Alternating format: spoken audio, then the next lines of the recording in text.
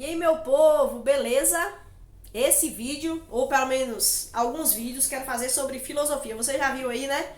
Na descrição aí do vídeo, vou falar por que eu faço filosofia, ou por que é importante nós estudarmos filosofia. Esse é o tema desse vídeo. Mas, antes de qualquer coisa, quero dizer que você aqui é muito bem-vindo ao nosso canal. Meu nome é Alba e esse é o canal Pouco Tempo.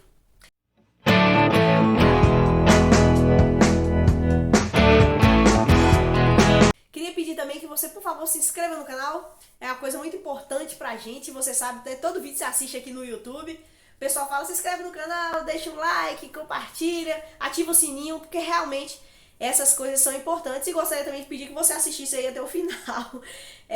Porque é uma linha de raciocínio, né? E às vezes, se não for até o final, perde alguma coisa. Mas, nesse vídeo eu quero falar sobre por que é importante a gente estudar filosofia e um pouco da minha caminhada. Eu sou estudante de filosofia, licenciatura, né? Faço licenciatura. Tô aí na metade do curso, mas como uma boa universitária, tem umas matérias pendentes, mas tô caminhando nesse processo de aprendizagem. E no meu Instagram, há alguns dias atrás, eu fiz lá uma enquete sobre... Perguntei, você gosta de filosofia? E eu fiquei bem surpresa. As pessoas que responderam, 97% das pessoas disseram que gostam de filosofia. Eu fiquei surpresa, porque de um modo geral, nas conversas que eu tenho por aí, as pessoas parecem que não gostam muito. Acham a filosofia muito difícil, no sentido de ser abstrata, ou de não compreenderem aquilo que é dito, os conceitos, os nomes, os filósofos, quem é quem, o que cada um tá falando e o que isso tem a ver com a nossa vida, né? Como isso na vida, na realidade se aplica. Então acham que é conversa fiada, acham que é só você falar qualquer coisa com qualquer coisa que é filosofia, né? Então as pessoas não levam muito a sério. E no ensino médio também não leva a sério, porque assim, às vezes o ensino médio a pessoa tá lá focada assim, não, vou estudar matemática, língua portuguesa, química, física, biologia, porque nas provas de vestibular, de Enem, essas coisas têm bastante peso. E aí deixa a filosofia, história, geografia mais pro lado, pensando, não, essas aqui eu já sei, essas aqui são fáceis, é só ler que dá para entender e eu vou focar em outras. Realmente tem pesos diferentes, realmente, a depender do vestibular que você vai fazer, realmente vai ter peso diferente, mas a filosofia é uma área do conhecimento muito importante para nós. Eu quero falar aqui de 3 motivos por que eu faço filosofia, por que eu acho que a filosofia ela é importante. Então, vou fazer aqui alguns vídeos pensando em filosofia. E aí, para começar, eu vou responder essas 3 perguntas aqui que eu fiz. 3 motivos do porquê que a filosofia é importante, a gente deveria levar ela mais a sério. Deveria estudar filosofia, ou na universidade, ou então em casa, né? Você adquirir livros e tal. Vou mostrar alguns livros aqui também. Então, o primeiro motivo que eu coloquei de nós valorizarmos e levarmos a sério a filosofia é porque o Ocidente, ele foi construído com base na filosofia grega. Lembra? Eu acho que você já ouviu por aí, né? Nós temos a influência da filosofia grega, da tradição judaico-cristã, de Roma, da democracia romana. É claro que as coisas foram mudando, mas os pilares do Ocidente é esse. Então a filosofia é um dos pilares da cultura ocidental. Então só por isso nós deveríamos então tentar compreender o que é a tal da filosofia grega, né? Até isso, né? Existem outras filosofias no mundo árabe, a filosofia hebraica, a filosofia egípcia, babilônica, enfim, todas as sociedades tiveram sim os seus teóricos, tiveram a sua visão de mundo, porque a filosofia, o que ela pretende responder? Quais são as perguntas e as respostas que ela nos dá? Então, o ser humano, ele é sedento por conhecimento, sempre. Da onde eu vim? Né? As perguntas aí filosóficas. Da onde eu vim? Por que eu existo? O que eu estou fazendo aqui? E para onde eu estou indo? Né? Para onde eu vou? Então, essas perguntas para dar significado à nossa existência. Nós somos seres que precisamos dar significado à nossa vida, dar valor à nossa vida, e essas perguntas elas são respondidas na filosofia grega, por exemplo. É um meio de resposta, né? A religião também procura responder a essas perguntas do mais profundo do ser humano, porque o ser humano, nós ansiamos o conhecimento. Nós somos sedentos pelo conhecimento. Tem até um vídeo aqui que eu falei sobre isso, dessa nossa sede pelo conhecimento. Nós desejamos aprender, nós desejamos conhecer. E não é conhecer qualquer coisa, é conhecer a verdade. E isso nos impulsiona. O tempo todo nós estamos buscando aprender. A gente, por exemplo, consome aqui vídeos no YouTube, outras plataformas, lemos, assistimos muita coisa e a gente não se cansa, apesar de às vezes ter um certo cansaço da inutilidade, da mentira. Mas a verdade, nós desejamos, queremos ser alimentados pela verdade, né? Então o ser humano tem esse anseio tem perguntas e quer saber a resposta, e toda civilização vai elaborar respostas para essas perguntas, né? Da onde eu vim, por que eu existo, para onde é que eu tô indo, qual o significado da minha vida, quais são os alicerces da minha vida. Então a filosofia grega, ela é um pilar do Ocidente. Outro motivo do porquê eu estudo filosofia, né, é para me ajudar a compreender a cosmovisão da nossa época. Já que a filosofia grega ela é tão influente, ela é um dos pilares do Ocidente, então como compreender a realidade, os movimentos sociais, os movimentos políticos, toda a cultura que nós produzimos na arte, na literatura, no cinema, na música, toda essa produção humana, como entender por que nós estamos onde estamos, porque a sociedade valoriza tal coisa e não valoriza outras. Então a filosofia ajuda muito a compreender a visão de mundo da nossa época, da nossa realidade. Então tem me ajudado nesse conhecimento, na busca por esse conhecimento, de compreender o homem moderno, né? O homem pós-moderno, que é a época que nós estamos vivendo. Mas o homem é do jeito que é, por quê? Então, me ajuda a compreender a cosmovisão. E o segundo é porque, como uma teóloga que ama a Deus e ama a sua palavra, como transmitir a palavra de Deus de uma forma mais relevante, no sentido de compreender as perguntas feitas e então dar as respostas para essas perguntas. Nós costumamos simplificar e minimizar tudo. Todas as perguntas humanas, todos os dilemas humanos, muitas vezes nós diminuímos ou nós tentamos camuflar ou dar respostas simplistas a coisas complexas. Por exemplo, o feminismo. Por que existe esse movimento? O machismo, né, ele existe. O consumismo, as ideologias, a degradação do meio ambiente, as ideologias políticas, as manifestações culturais, como o cristão dá respostas à sua sociedade, à sociedade atual, de uma forma relevante e não simplista, e não cheia de clichês. E como isso? Eu creio que o livro mais importante que nós temos é a palavra de Deus. E eu creio que Deus é o Senhor, obviamente, de todo saber. E nós precisamos ir até Ele para adquirir o conhecimento. Mas como nós transmitirmos as verdades de Deus na nossa cultura pós-moderna? Então eu acho que nos ajuda muito. E tem, para exemplificar o que eu estou tentando dizer, tem um autor que eu sou muito fã dele, gosto dele demais, Ronaldo Lidório.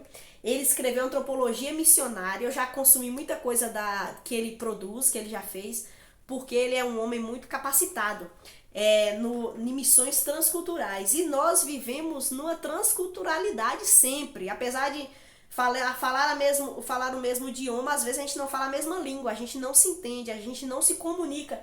E isso por falta de, muitas vezes, sabedoria e métodos, mecanismos que nos ajudem a transmitir a palavra de Deus. E aí Ronaldo Lidório, ao escrever esse livro, belíssimo livro, que é sobre antropologia missionária, então ele vai tratar sobre o ser humano em outras culturas e como levar o evangelho a essas outras culturas. E ele fala o seguinte: quando Hessekrelv, não sei falar o nome desse cara não, mas enfim, afirma que contextualizar é tentar comunicar a mensagem, o trabalho, a palavra e o desejo de Deus de maneira fiel à sua revelação. Então, nós precisamos transmitir a palavra de Deus de forma contextualizada à cultura, à língua que nós estamos transmitindo. Mas essa transmissão da palavra de Deus deve ser de um jeito significativo e aplicável nos distintos contextos, sejam culturais ou existenciais. Ele propõe, esse autor, um desafio à Igreja de Cristo. Qual é o desafio da Igreja de Cristo? Comunicar o Evangelho de modo teologicamente fiel. Então nós não abrimos mão das verdades da palavra de Deus. A Bíblia não deve ser, como foi que aquele pastor disse, atualizada, modificada. Eu esqueci o nome que ele usou, mas provavelmente você aí tá sabendo, né? Você assim, do mundo cristão aí. A Bíblia, ela não deve ser modificada para caber nas ideologias. A Bíblia, de maneira nenhuma, nós devemos tirar textos ou acrescentar coisas para caber na cultura, para caber no que a ciência disse, para caber no que os movimentos sociais dizem. Não, nada a ver. Nós precisamos pregar a palavra de Deus de modo teologicamente fiel às Escrituras e, ao mesmo tempo, humanamente inteligível e relevante. E este talvez seja o maior desafio de estudo e compreensão quando tratamos da evangelização em contexto intercultural. Nós vivemos muitas vezes numa bolha e nós precisamos levar o evangelho, mas levar de uma forma relevante, de uma forma inteligível. Relevante que eu digo é inteligível, que a pessoa compreenda o que está sendo dito. Nós cremos que o evangelho é o poder de Deus para a salvação de todo aquele que nele crê. Então, a palavra de Deus tem poder, mas o mensageiro da palavra, ele deve buscar da melhor forma possível ser fiel, transmitindo a palavra de Deus de maneira inteligente, de maneira aberta, de maneira clara, teologicamente fiel e ao mesmo tempo humanamente inteligível e relevante. Então é isso que eu espero estudando filosofia, compreender a mente, a cultura ocidental. É claro que aí já tem muitas épocas. A América Latina é uma coisa, a América Central é outra, a América do Norte é outra, mas a Europa, né, é outra coisa diferente, mas tentar compreender essa cosmovisão para transmitir a palavra de Deus de forma fiel, sem abrir mão da palavra, sem minimizar a palavra, mas de forma relevante que a pessoa, o ouvinte, compreenda. E aí, nessa minha caminhada aí de filósofa, pseudo-filósofa, eu tenho buscado estudar lá na universidade, né, naquilo que é passado e tudo, aquelas matérias e tal. E ao mesmo tempo eu também faço um estudo paralelo na minha casa, né? E aí logo de cara, eu comprei essa coleção do Anthony Kenny. Eu assisti um vídeo do Jonas Madureira, eu gosto dele, já ouvi mais ele, hoje em dia eu não tô ouvindo tanto, mas enfim, ele é um homem muito, muito inteligente, um pastor, né, fiel a Deus e tal. E aí um vídeo que ele fala, ele aconselhou aqueles que não conhecem filosofia a adquirirem esse compêndio aqui, né? Eu esqueci como é que fala o nome. Mas enfim, esses livros. São 4 volumes. E aí fala sobre toda a história da filosofia. Uma escrita histórica filosófica. Apresenta os filósofos, mas também tem aquela corrente histórica, contexto e tal. E eu li toda, achei boa. Hoje em dia eu acho que ela é bem básica, mas se talvez você quer estudar filosofia, seria um bom começo esse daqui para você conhecer, né? E é bom, eu volto nesse livro, já tá todo bem rabiscado e tal, porque foi uma boa aquisição para mim. E este ano eu adquiri este livro aqui, Filosofia Antiga e Idade Média, é o que eu tô lendo, né? Dario Antiseri e Giovanni Reale. Ele é muito utilizado lá na universidade onde eu estou fazendo. Conheci lá, na realidade, né? Esse material. São 2 ou 3 volumes, se eu não estiver enganada. É um pouquinho caro. Comprei esse, estou lendo. E quando eu for terminando, eu quero adquirir o outro. E a leitura é boa. Achei uma leitura prazerosa de se ler. E também tem aquela pegada histórica, né? Que começa do início ali do que é filosofia. E depois os pré-socráticos, né? Aqueles primeiros filósofos. Quem foi o primeiro filósofo? O que ele dizia, aqueles primeiros? Depois aí vem Sócrates, né? Aí vem o desenvolvimento da filosofia. E aí, meu planejamento é ir lendo esse livro e trazer vídeos aqui explicando, talvez de uma forma o melhor possível, e mais simples, mas também que vocês e eu, né, possamos compreender essa corrente cheia de elos, que é a filosofia, e o quanto a filosofia é presente na nossa vida, e o quanto tudo que nós consumimos de cultura está aí, os seus teóricos são justamente os filósofos, tanto da antiguidade quanto hoje os modernos, né, os pós-modernos aí, tudo que nós consumimos, música, filmes, arte, política, ideologias, tudo tem a base teórica, filosófica. Coisas que dilemas que nós vivemos hoje, houve um filósofo que escreveu tal coisa, houve uma corrente, houve pessoas que seguiram aquele filósofo e construíram tudo na base daquilo que a filosofia diz. Porque no final das contas, e aí para quem não é cristão vai achar ruim, né? A filosofia, ela é crença. Porque os filósofos, por exemplo, quando a gente vai estudando, a gente vê que eles não se apoiam, né? Um fala uma coisa, outro fala outra coisa, outro... Alma, o que é alma? Cada um vai falar o que é alma. O que é Deus? Cada um vai falar o que é Deus. Cada um, assim, cada filósofo. O que é o ser humano? Vários filósofos também vão falar sobre o que é. Tem essa divisão aí dentro da filosofia. E no final das contas, acaba que algumas pessoas, por suas inclinações, abraçam mais um tipo de filósofo, creem no que aquele filósofo fala como verdade, porque todo filósofo deixa aí suas pontas soltas, porque não há verdade dentre a filosofia, né? A verdade é uma pessoa, né? O cristianismo vai afirmar isso categoricamente ao nosso Senhor Jesus.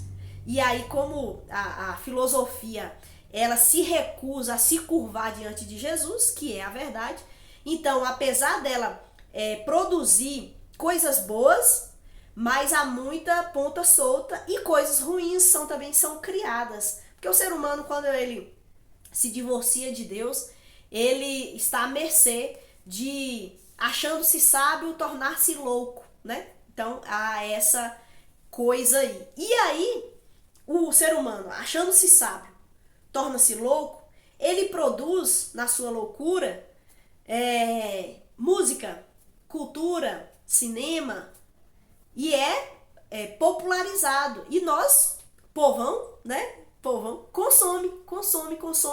E muitas vezes a gente não entende que nós estamos sendo doutrinados, que nós estamos sendo ensinados, que a nossa mente está sendo transformada à imagem daquela cosmovisão.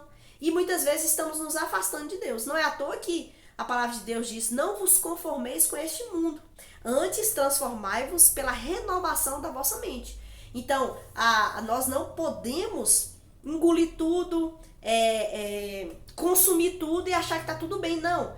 Por trás de tudo existe uma filosofia.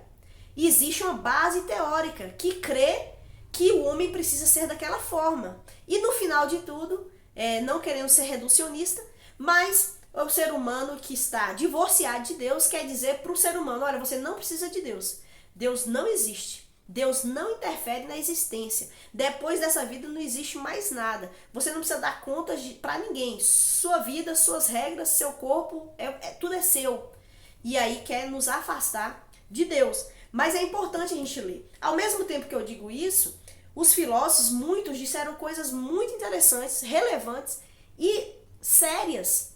Porque a graça de Deus é derramada sobre os homens. E os homens, nós, né, apesar de sermos pecadores, nós produzimos coisas boas. Então o ser humano produziu coisas boas, alcançou um certo nível de conhecimento, a tecnologia, a ciência, muita coisa nós temos pela graça e bondade de Deus que permite que o ser humano conheça algumas coisas e produza algumas coisas boas. Então, na mesma hora que o filósofo diz alguma coisa assim que você fala, nossa, é isso, olha que legal, depois ele já toma outro rumo. E também, para finalizar esse vídeo, uma coisa que eu quero dizer é que estudando filosofia, o cristão ele fica bastante incomodado com algumas coisas, tipo na sala de aula, ou na sala de aula, né?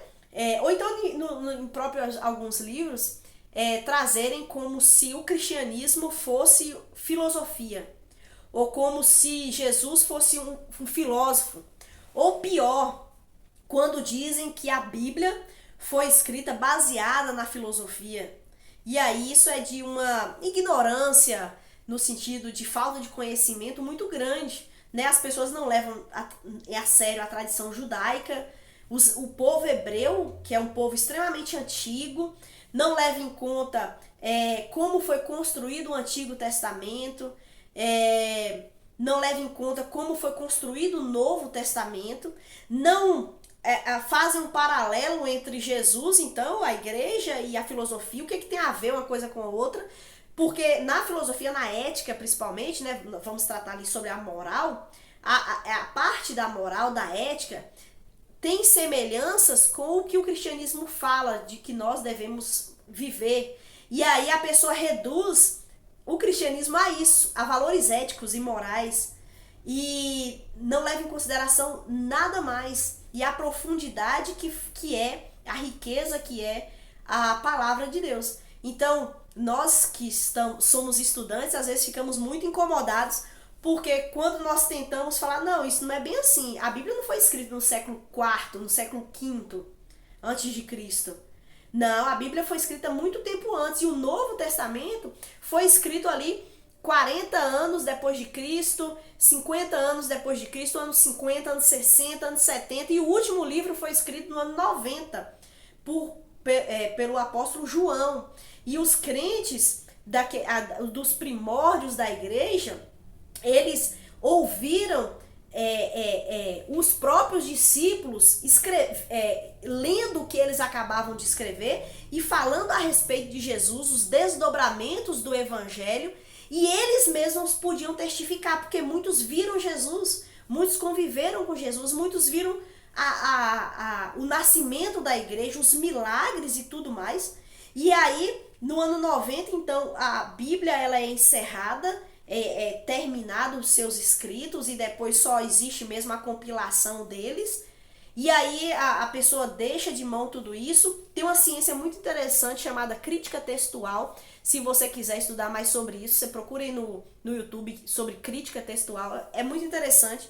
Dos mecanismos científicos, né, da modernidade, que são usados para autentificar, por exemplo, a palavra de Deus, que é um escrito antigo. E porque nós damos credibilidade, a Bíblia é de fato a palavra de Deus, a Bíblia tem sua veracidade. Por exemplo, a crítica textual vai nos ajudar muito com relação a isso. E às vezes na universidade isso tudo é deixado de lado. E a pessoa fala, não, escrever a Bíblia aí baseado na filosofia grega, o cristianismo também é uma filosofia, também é uma ideologia, também é uma religião, e o cristianismo não é nada disso. Não é nada disso. Você quer saber o que é cristianismo? Me acompanha aí numa série que eu coloquei o nome de 1189 semanas. Lá estamos estudando os evangelhos, a partir do evangelho de Mateus, capítulo a capítulo. O que é o cristianismo? Estude os evangelhos, acompanhe esse vídeo aí que eu já coloquei, que está disponível. Vou colocar o link dele aqui embaixo. Você pode acompanhar e você vai, então, né, a partir daí, compreender o que é o evangelho. O evangelho não é uma filosofia. O evangelho não é uma religião, o evangelho não é uma ideologia. O que é o evangelho? Vou deixar você responder. O que é o evangelho? Vou responder, vai. O evangelho é relacionamento com Deus, relacionamento pessoal com Jesus Cristo. O evangelho, a Bíblia diz, é o poder de Deus para a salvação de todo aquele que nele crê. Quando você crê, o evangelho é esse poder atuante em você. Mas não é uma força mística, mágica. É uma pessoa, é relacionamento. É totalmente diferente de todo o mecanismo moral, ético, filosófico, seja lá o que for. Então, a filosofia, o estudo filosófico em sala de aula, para o cristão, às vezes, escuta barbaridades, inverdades, mas estamos aí no mundo, nós também não podemos fugir e fingir, vou ficar aqui na minha bolha, né? Nós precisamos ocupar os espaços, compreender a realidade e falar de Cristo o máximo possível. Então esse vídeo vai ser mais sobre filosofia, tá bom? Mas é claro que eu vou fazer os links aí com a teologia, o que a Bíblia diz, o que o filósofo diz, né? E você vai ver aí quanta diferença há entre filosofia e teologia, quanta diferença há entre os escritos filosóficos gregos e a palavra de Deus. Uma coisa não tem nada a ver com a outra. E aí você vai, talvez se você não sabe, você vai perceber que, realmente, a Bíblia não foi escrita baseada na filosofia grega de maneira nenhuma. Tá bom? Então, obrigada por você me acompanhar até aqui. Espero contar com você aqui toda quarta-feira para este vídeo. E é isso aí. Até a próxima. Valeu, hein? Obrigadão.